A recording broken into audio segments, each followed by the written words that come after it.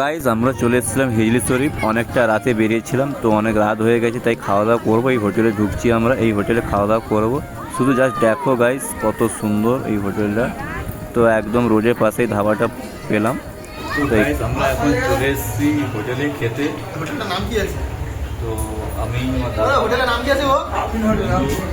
এই একজন আছে দোস্ত, আফরিন আপনারা আসছি আফরিন হোটেল হটুগঞ্জ। চলে এসেছি হটুগঞ্জ। আমাদের মেনুটা হয়েছে দেখো, তন্দুর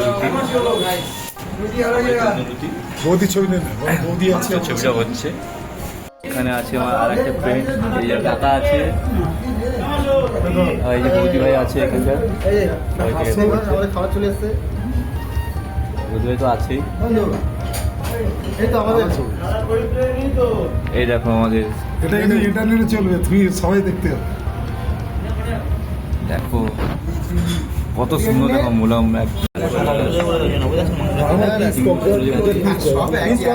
সবই একই। দেখো গাইজ জাস্ট দাদা তো খাবেনি আমি জানি। তাই করছে।